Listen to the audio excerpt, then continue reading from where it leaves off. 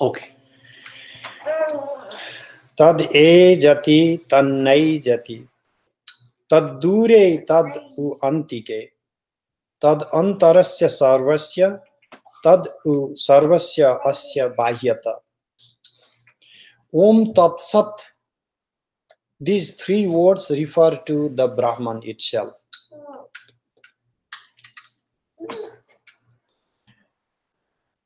Tat Ejati, Ejri company. That absolute Parabrahman. Ejati, referring to what we discussed this morning, it has pulsation of its own. Tan no ejati. And it does not move. So, when we read Upanishads, when we read the Vedas, almost in every chapter, sometimes every mantra, you will have to deal with paradoxes.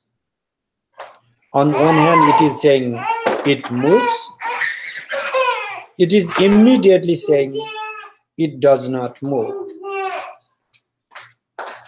What does it do?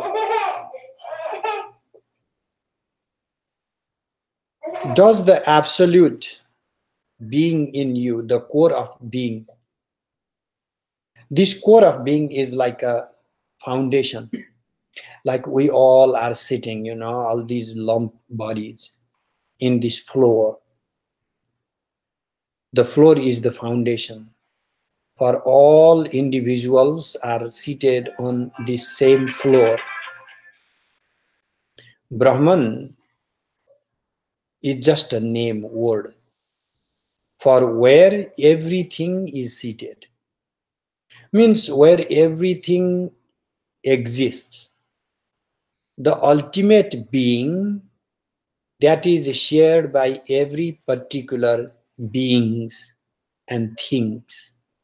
A thing has existence. This card exists.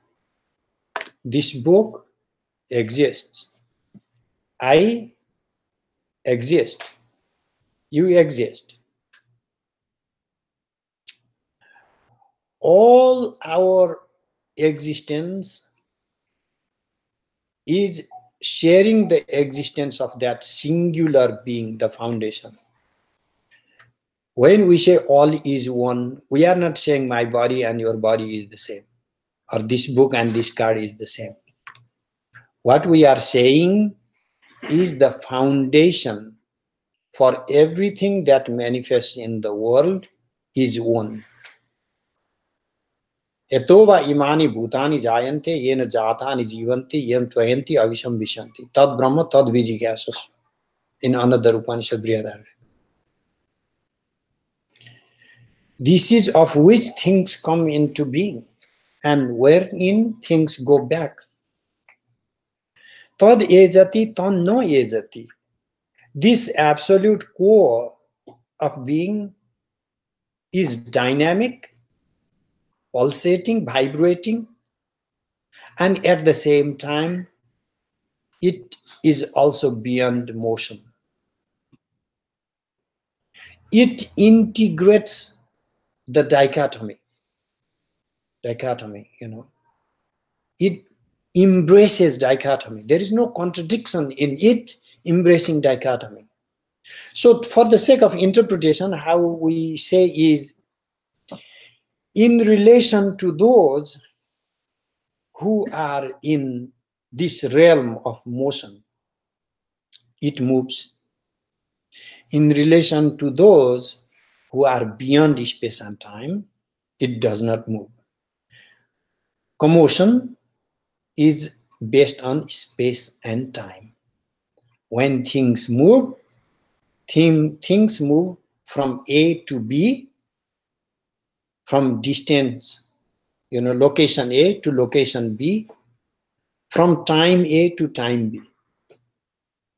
Things move but not move somewhere else and in another time. That doesn't happen. If things move, there is a temporal shift. There is a spatial, like space-wise shift, change, alteration. So it changes in relation to those who are bound and in the train of change. That absolute appears as changing. And those who are beyond the realm of Maya, for those, this is motionless, static. Tad dure tad u antike. It's far away and it's right here, immediately given. So when you try to close your eyes, let me go sit and meditate, and it's not happening. You know that it's not happening. But when it reveals itself, it's right here because it permeates everything. That foundational being, foundational consciousness envelops, circumscribes every form and every name, nama rupa. Therefore, it is right here in all the time, in all the modes of time. Look at an example, like this Einstein's example, like people, if you are in the speed train and on the same speed, and then you may not see that train even moving.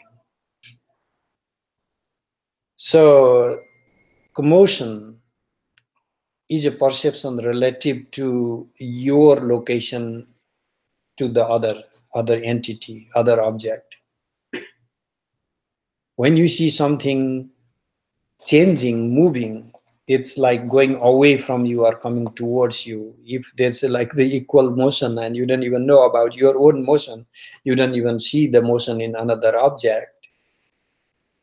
The same way, in the realm of Maya, things are changing or not changing. We see change. Change is a big topic. So they wanted to talk about this development, progress in this modern, language.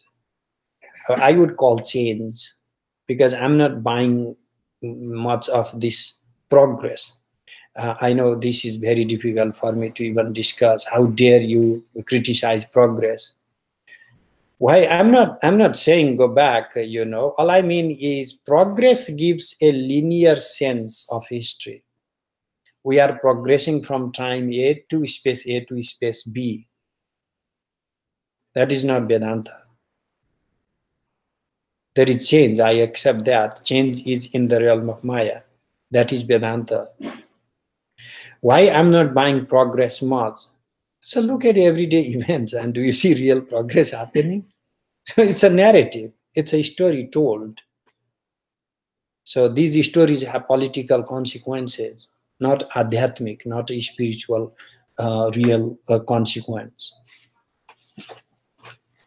Tad antar, tad u sarvasya asya, tad antarasya sarvasya. It is within each and every being. It's in your heart, it's inside an atom, in the fabric of every single thing. Because let's go back again to the Brahman. What is Brahman? Asti, Bhati, Priya, Nama, Rupa. There are 5 things. Okay, let me first explain these 5, and then we can get it easy. All together, there are 5 things in the world.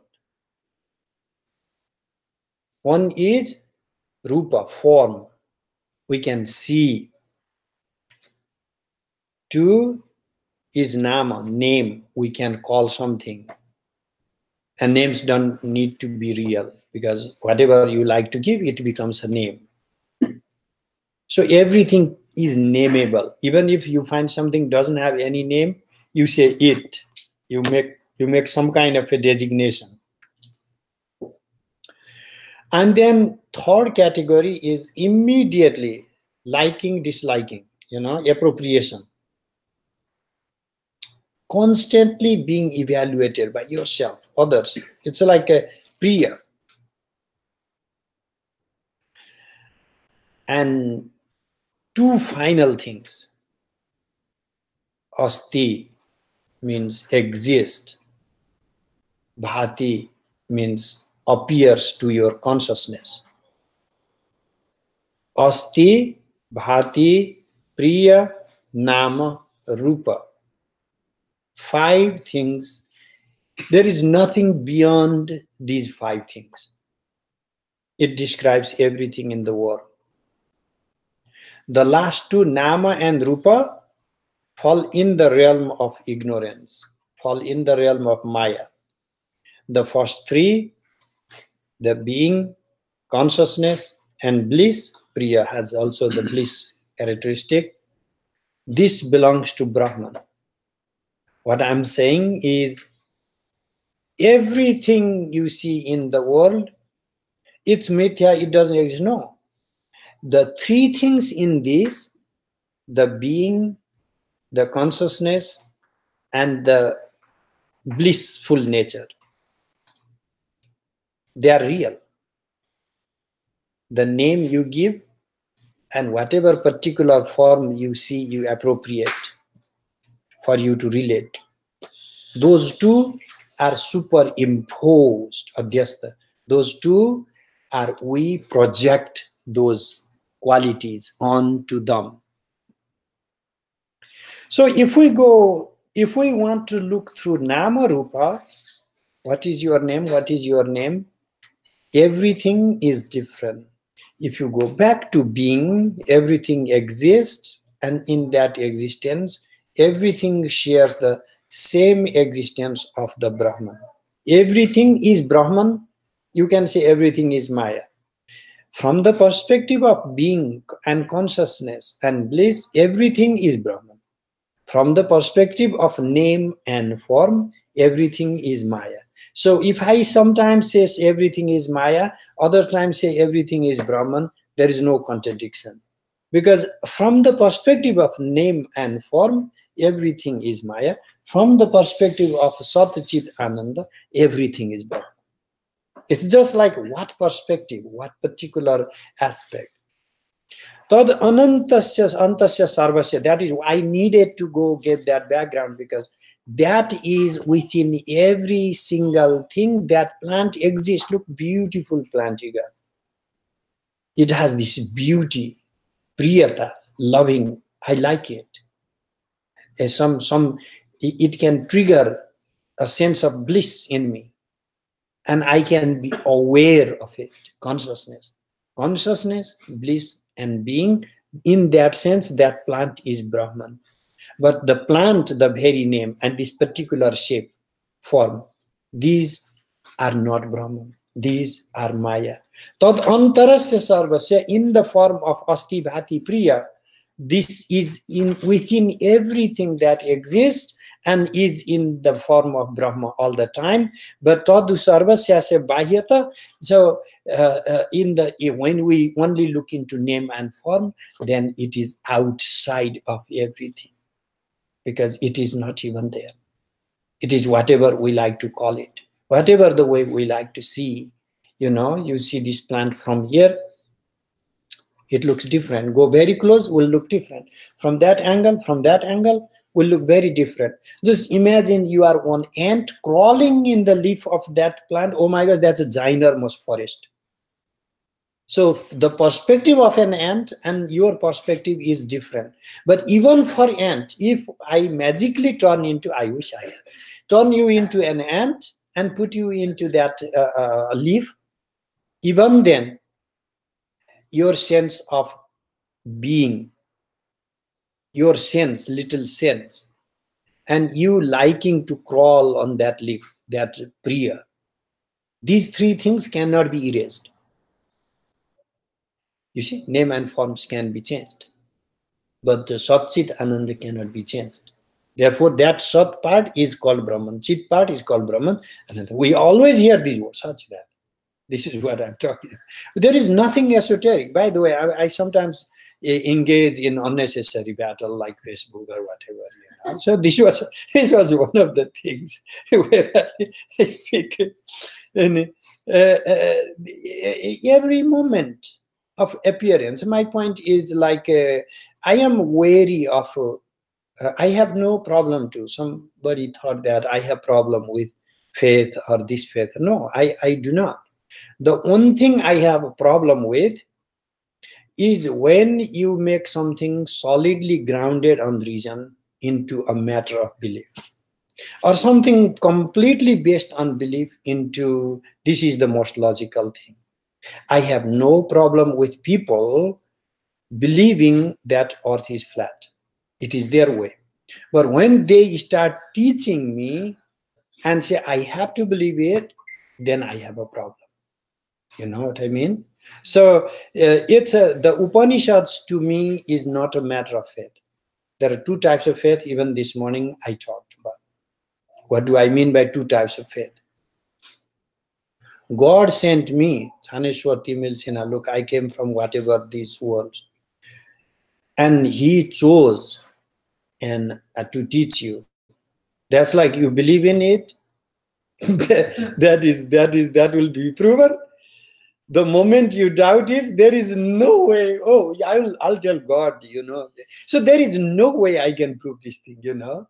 That is the kind of one type of faith. I'm not saying I have problem with that, but I'm just distinguishing the type of faith. Another type of faith is I just picked this, immediately opened it, started reading. I did not question whether this is a book, whether this book, this particular Isavasya has the same mantras again, you know. Once I read the title of the book, and if I know what is the content, I know what it is going to be here. Some of the things like, you know, you have seen before, you do not keep testing every day. When you drive to your office, you do not question every day. What if my office has shifted? It can happen, you know. Offices can move. It's not like a Brahmagya. It's not that absolute law that office cannot move. But do you actually check every day whether your office has moved that day or not? So that is a different type of belief. That based on direct experience, we make a habit. So I am completely comfortable to have faith in the second sense. Based on repeated examination, so far I have found it flawless. Therefore, I am ready to move on accordingly. That's to me is different type of faith than I am never going to open it into question. I would want, and anybody can please welcome to open it into questioning. And one of my students said, what if I question these things and then, you know, somehow I upset God or something? It's like fear. Like if you ask a bunch of questions I have no answer to, then I have to do something that don't keep asking. It's not a good thing. But God is wise. All the traditions believe in that, believes in God, believes God is more wise than any of us, really, combined even, you know. God is more wise than all the human beings combined. If you believe in God, you have to believe in that thing. So such a wise being did something amazing. You are worried that it will be illogical, and then you will smash the logic behind all this thing, and you want to believe in God. But if you argue something, God will be so upset by you asking a question and exploring, you know, reasonably. Look at creation, how reasonably everything is moving, you know, the structure of the leaves. Every plant has a different type of structure. But for every structure, there is a reason behind it. It's just like for their, why do all the plants not have the same, exact same leaf, you know? No, so there is a reason behind it, those. So that's like the Upanishad to me, Vedanta that to me is in between somewhere. I do not see the need for a blind faith here. You can question as long as it is sattarka. Sattarka is like not just you know, question for the sake of questioning. Anyway, that is the first mantra. I got little carried away there, but I had to give that background. Yastu sarvani bhutani atmanyevanupashyati sarvabhuteshu chatmanam tato na vijugupsate. Yah tu sarvani bhutani आत्मनि एव अनुपश्यति सर्वभूतेषु च आत्मानं ततो न विजुगुप्सते यः who सर्वाणि भूतानि आत्मनि अनुपश्यति अनुपश्चात one who looks back and sees, reflect. When you reflect, reflection is like a looking back. When you look into it, what you see? You see all the beings within yourself, within you. Everybody is inside you. Sarva bhuteshu cha atmanam, and you are within every being, everybody. Everybody is inside you, and you are inside everybody. I do not know how to make a socio-political economic philosophy out of that. And I will annoy many, many Hindus if I try to do this. Because this to me looks not too capitalistic, you know. Sarvani bhutani atmani eva anu. I have to have the ability to see all the beings within me. Sarva bhuteshu cha atmanam, and you are able to see all the yourself in all the beings. What is that? What happens then? Tato na vijugupsate. Jugupsa is grina, a sense of disgust, a sense to repel, to feel repulsive. What happens when you have disgust, the sense of disgust? You feel like your entrails jolt. Just imagine, you know, a rotten dead body in the street with the vultures and all kinds of birds snatching on, feasting. You are just walking, not driving by. So you have no way to avoid that. You know, you have to cross through. You try to close your nose, but you cannot. Even then, it's still smelling really bad. Your gut jolts. In most cases, when you throw up, your tongue comes out, you know. What is disgust? Disgust is a particular emotion that we need to know very carefully. Our social reality, there are two realities. I completely accept that. I'm not saying that our social reality has to be shattered. But that doesn't mean that the absolute reality has to be shattered, compromised. Our social reality is grounded primarily on disgust. Let me tell you. When I have a sense of me, the pure, me, the love-worthy, me, the beautiful, me, the amazing, then there is this repulse towards everything out. And in the deep psychological level, we create the other, the sense of the other. There is already a sense of repulse. When we see some others as others, we are already hating others. A yogi fails to see others as others. We can totally see what a dumb state of being. He only experiences all the bodies, all the minds as his own body and his own mind. I hope you still remember the example I gave of Khatar Baba. I don't want to go in detail. I've already been carried away. This man can answer my questions without me putting my questions out.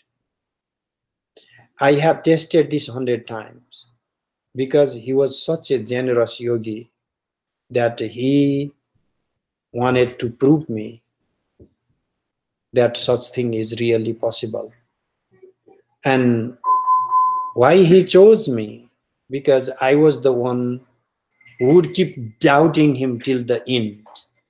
When other people are worshipping him, as God or whatever, I am the one constantly asking and nagging with questions and questions. I don't know, for whatever reason,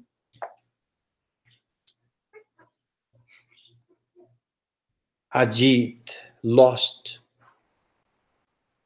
I ask, I know you can do it, but I have absolutely no way of confirming without me being able to do the same thing.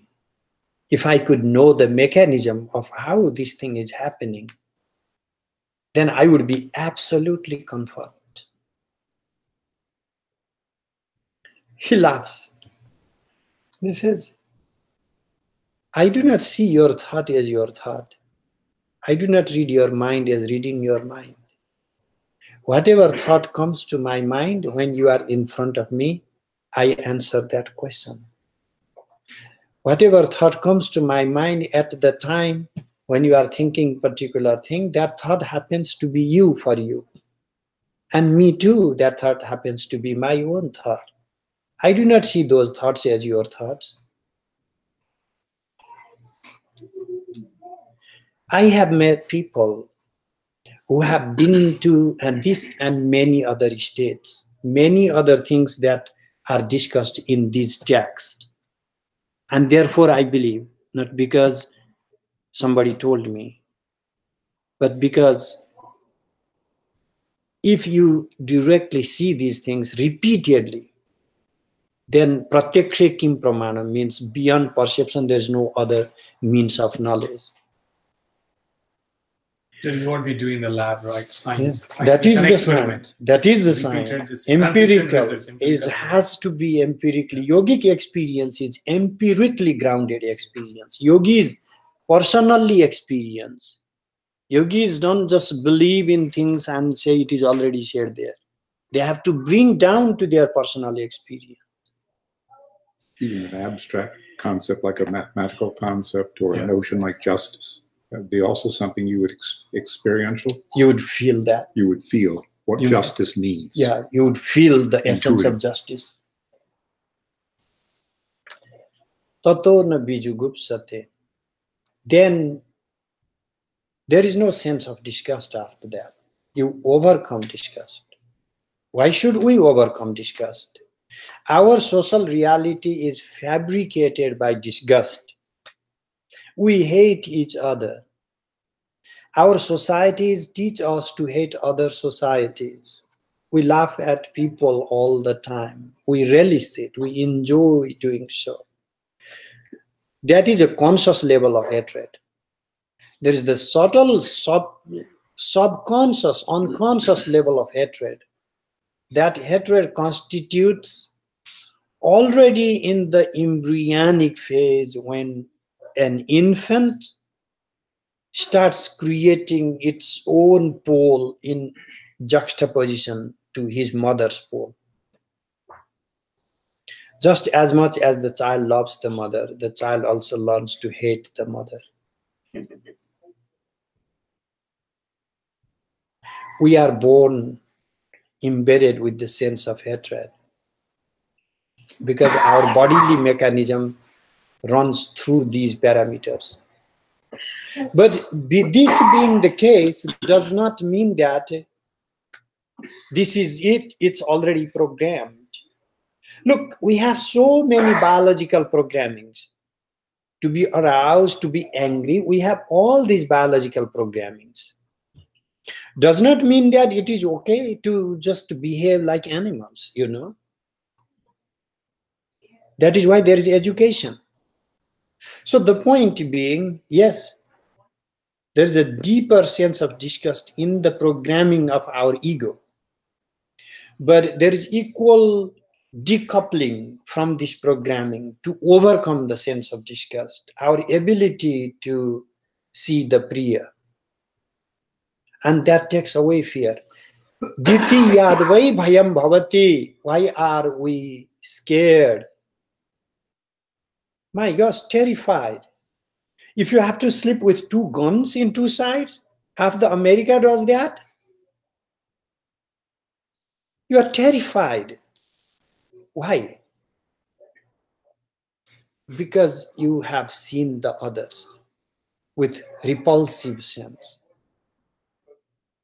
As long as that disgust does not subside, that fear does not go away. It's based in fear, but is it also based in greed? Is greed based in fear? Right now, I'm only gonna talk disgust because I'm reading the book. But yeah, how other things.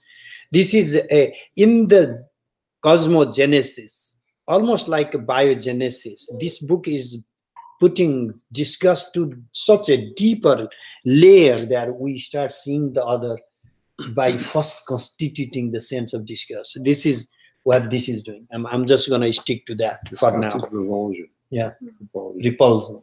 So when you say hatred, it's hatred as angry love. And if we say we hate, say my mother, I hate my mother, is I hate something inside me that I'm projecting onto her. So I say I hate her for doing that to me because I'm resisting it, for an example. Yeah. Right? Yeah. So it's still about ourselves. It's always, all our responses are always about ourselves. And therefore, what happens in my system is what matters. This is not a discourse on solving economic crisis. This is a discourse on solving psychological crisis.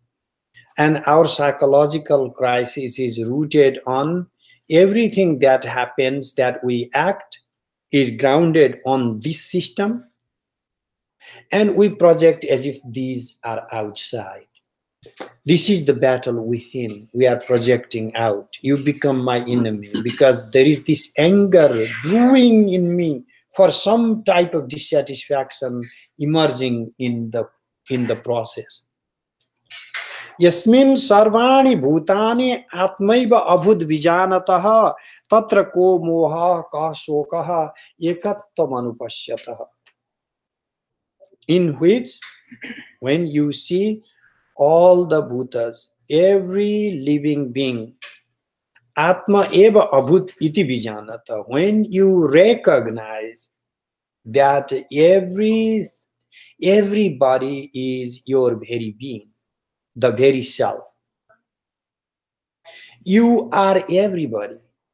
Your own being is spread around in the heart of an ant and an elephant and somebody living in China and Indonesia and everything in the plants and planetary bodies, inanimate things also. Atmani eva, atmaiva abhut, means when you recognize that everybody is you, tatra ko moha. So the fundamental problem he is trying to tackle with is our delusion, our false moha. Moha generally refers to to stick to something that is not there. Moha is when you love to collect some false gold. That is moha. Moha is when you go pick up the shell in the bank of the ocean and you want to sell it as silver and be rich. That is moha. Moha is when we expect something that is completely impossible to come out of that. When I grow eggplant and expect some eggs coming out of it, that is moha. So moha is the completely grounded on unreasonableness. Delusion. Delusion. That's why it is moha. this particular verse is pretty much in 99.100% agreement with the 28 or something in the chapter 13. Sama Pasya Isavasya, which Lord Krishna says 100%. Same thing. It's a Sarvo Panishado Gavo Dogdha Gopal Nandana Partho Vatsa Sudhir Bhokta Dugdham Gita Mritam Mahate. So it's a metaphor that every single Upanishad is like a cow. And who you need a cow maid or cowman, right? Would you get better than Lord Krishna, because he loves milk and everything out of milk, you know. And then he just does that. But for that you need a calf, you know, and you got Arjuna for that. So, but who is going to drink it? Okay, if you are wise enough, you are going to drink it. So what is this milk? Milk is the Bhagavad Gita. So it's what is the metaphor saying is it is the summary of the Upanishads. Anyway, ka moha eka shoka. Just like you would overcome moha by seeing oneness, the same way grief. We are all grief struck.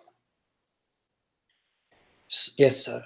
So you said moha is always like grief? Moha, no. Can be pure also? Moha is delusion. And it's always false. It cannot be pure delusion. It says that moha in Bhagwan, right? No, the love in God is not a false love. That is why I said you want to sell the false gold. I did not say you want to sell gold. I said you pick up the shell. I did not say you pick up silver. Your love to God is like picking up real silver and real gold. Therefore, that is not moha. If you love things that are worth loving, then that is not delusion.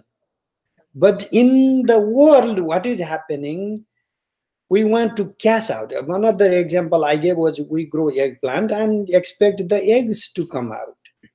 So that is delusion. It's not ever going to happen.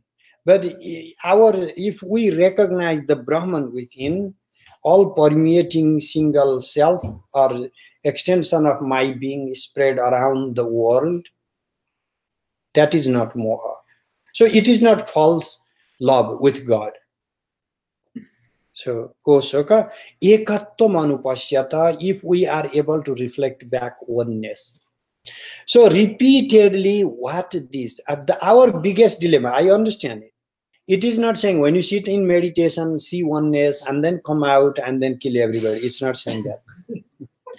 Our problem is how to reconcile with our social reality, the type of jungle we are living in, where we have to live with fear too. How to be able to live with this philosophy. Because the moment you say it is impractical, you need to know that you are refuting the Vedas. Traditionally speaking, you are already outside of the realm of Dharma. The moment you reject the validity, we are reading Shruti. You can argue, but you say it's just all bunch of things. When you can argue over it, no problem there. But when you simply reject it without any reasoning, I can't practice it. It's impractical. Therefore, I need to do something else. I need to find something easy, practicable. Dharma is not what you like to make out of it. Dharma is hard. Dharma is difficult. Just because people made some easy thing you do and face this side, face that side, read this book, read that book. And why not I do also something similar so it is easy for me? That doesn't make Dharma. That can make faith, that can make religion. That does not make Dharma. You have to make that difficult journey to get to Dharma.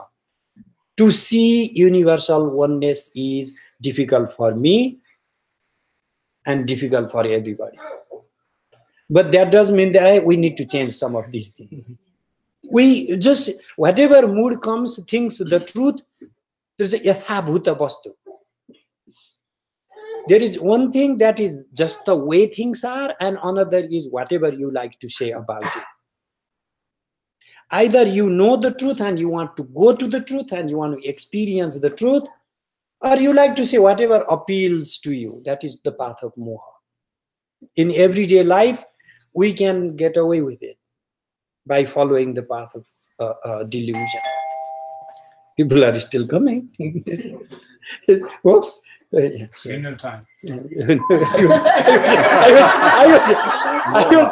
I was almost there and I controlled myself. Yeah. So it's just Betty. Okay. We'll do, I don't know, maybe last verse, okay? Saparyaga chukram akayam abranam asna viragum Suddhama papa viddam kavir manihi paribhusayam bhur yatha tatyadordhan vyadadat chaswati vyahasma vyaha. There is this sha, retroflex murdanya, sha. In the Shukla Yajurveda, that is pronounced, most of them, and again, there is no law, like not every one of them, most of them are pronounced as a kha. So I'm used to that sound, because I'm trained that way, and you can do whatever the way you like to read. But my father taught me that way since the age of 4, I think, when I was. Yes, anyway. I want to break every word first of all. It's very easy. This Brahman, Paryagat, it permeates everything, is everywhere. Sorry, there's nothing to read. This is moha. Oh, get up of moha, Pravinji. Paryagat, paritaha agat means it goes everywhere, it permeates. Like if you have sponge and put it in water, and the water paryagat, it's everywhere, inside, outside, like a sponge soaks water. The same way the Brahman is soaked into everything, like Sat Chit Ananda, like we discussed, that is soaked into everything. So paryagat, that Brahman truth is soaked into everything. So paryagat, shukra means shining, self-effulgent, light. Akaya, without the body. It doesn't have its own body. Abrana, flawless. Brana is wound, but here for flaws. No flaw there. It's complete in the sense. Asnaviram, it doesn't have, like the body has, snayu, like the nervous system. So it is not hooked up into, jolted by some bodily attributes. Shuddham, pure, apapa viddham, not impregnated, penetrated by the vice, viciousness. Kavi is, nowadays we use, everybody writing little ghazal is Kavi. Yes, Sarvagya Sakavi. The omniscient is Kavi. Brahma is Kavi. The first Kavi is Brahma. Have you ever seen the poetry composed by Brahmaji? You and I are the letters of that amazing poetry that he composed. The Creator God, the name in Sanskrit for the Creator God is Kavi. Kavi. Yeah, in modern day India, Kavi means poet. So everybody who writes little songs, they call themselves Kavi.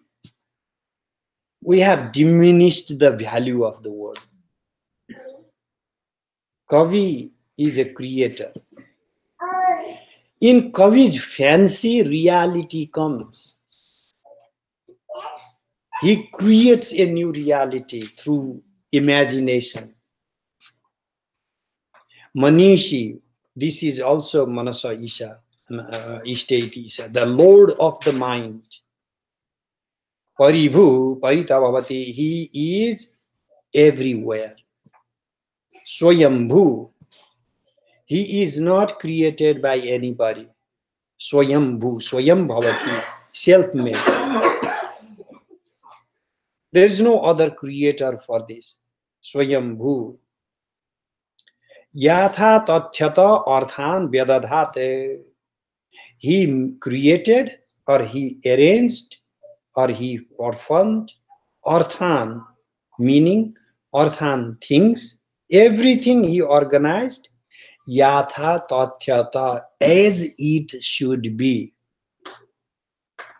Saswatibhya samabhya, from the time immemorial, or from since the infinite time. So this mantra for particularly Nagabhushanaji, it's interesting. I mean, why I'm referring to him, because he's a Sanskrit scholar. Okay, it's good for everybody, but there is a little conversation I need to have, which requires little advanced Sanskrit knowledge.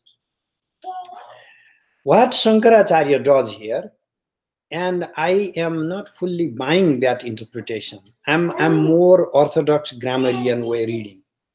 Is Soparegate Sukram Abranam Asnaviragum Suddham Apapavidam. There are 6 words which could be either masculine accusative or neuter nominative. And then Yatha Kavi, Manishi, Paribu, Swayambhu, they are all masculine nominative. So, Sa Sukram, Sa Kavi, Sukram, Abranam, Shuddham, Paryagat. The way I am reading is Shuddham, Apapavidam, I am reading as accusative. He, this Kavi, the God creator, Manishi, the wise one, recognized, because ye gatyartha te gyanartha bhavati. The verbs in gati also refer to jnana, knowledge. So, apapa vidham paryagata, recognized as in the form of the Brahman. Paribu, Swayambhu, that Sa Swayambhu, Sa is the beginning. Sa Parega, Sukramakayam Abrana. Sa Swayambhu, Shuddham, Paryagate. I'm just making a sentence. Sa Swayambhu, that self-made God, self-created being, Brahman, whatever. Shuddham Apapavidham Paryagata, recognized that pure and impolluted by any vice, he recognized or understood this thing. I do not see any problem in directly understanding this. What Shankaracharya has done is, he says, I will do the Linga Vyatyaya. Linga Vyatyaya means the Akayam, Abranam, Asnaviram. Instead of reading these as accusative, he's reading in nominative neutral. And he's making neuter, I would change the neuter gender into masculine gender to match with the rest of the words. Kavi, Manishi, Paribu, Swayambhu. So instead of reading them as neuter gender words, I'm reading them kind of transposing neuter gender into masculine gender. Am I saying that Shankara would not know the level of grammar that I'm talking about? Of course he did. But in spite of my deep shraddha for my Acharya, I still am, that is my tradition, fully allows to disagree with this. In this case, I don't see the reason to do all the jump of the gender. I can just do following perfectly. And there is a reason why would Mantracharya, why would a Rishi read 6 words in neuter gender when you can perfectly explain all of that in the masculine accusative. Please read this with the commentary one time, okay? You'll find it interesting. So I know that I have already taken a substantial amount of time from all of you. I will end just around here the conclusion, because we talked about grammar and everything, and that's not fun place to end. So the conclusion would be, What is the conclusion? You are this soul. You permeate. You envelop everything. Your being permeates everything that exists in the world. My being permeates everything that exists in the world. And the more sense of repulse I have, the more sense of hatred I have, the more I'm cutting off my inner being that is spread everywhere. Because in the physical level, our body, the epidermis, the skin is the limit of my being. How big I am, as big as my body allows. But we all know that my being cannot be mapped by the body. Because the being of an ant and the being of an elephant is equal being. In the sense of being, they both exist equally. You cannot say because this paper is really small compared to the big book exists, but the small leaf of paper does not exist. The existence of this leaf is as real as the existence of this book. Size does not determine being. So my size may be here, this is small, but my being is undivided. The goal is to get back to the root of that being before division occurred. When did this division occur? As soon as we enter into the utero and found our physicality. Due to the remnant of karmic vasana, we had to assume the body. So therefore, there's a big discussion on which particular terms are referring to the flesh body, like asna viragam, without the, the nervous system and all, referring to the physical body, apapa viddham, referring to the causal body. So we have heaps of bodies. One is the body you have, the body that you have to move to go to your work. There is another body that you do not have to move your physical body to do the job, like the dream body. Just because you are not, moving around doesn't mean that you cannot be the subject roaming around in your dream. So the causal body is what causes our whole manifestation coming into body. Accreted karma itself constitutes the causal body. Whatever we collect by our past karma, that is what makes our causal body. So these we are constantly, if you have seen the banana plant or the onion plant, the what you call that plant, it's not a fruit. So when you have this onion or banana plant, when you see external leaf dying, you can take it out. The other is also leaf, We have also these heaps in the sense and shells, and they are constantly coming like the snakes, letting go of their shells. We are also releasing some shells of our previous being, and new modes of bodies, new modalities are manifesting, and some of them will result in giving rise to our new body, new physicality, new manifestation. We constitute ourselves. Our body is an appropriation of our karma. Whatever you love to eat in this life, but you could not, you will find appropriate body to eat next life. When you go around, you see thorns, and you will have to be a camel, because camels can actually relish chewing on thorns. So you may not like to eat the thorns, but there are a bunch of things we like to do, we cannot. Therefore, we keep running into this karmic pact, a continuity. deeply rooted in our perception of the others, where our being self is denied. What do I mean by that? Is when I see Bharatji, I fail to see me in him.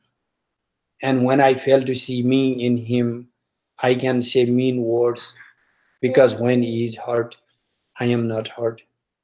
But the moment I see me in him, when I say something hurtful, that hurts me too, and I'm not inclined to hurt him anymore.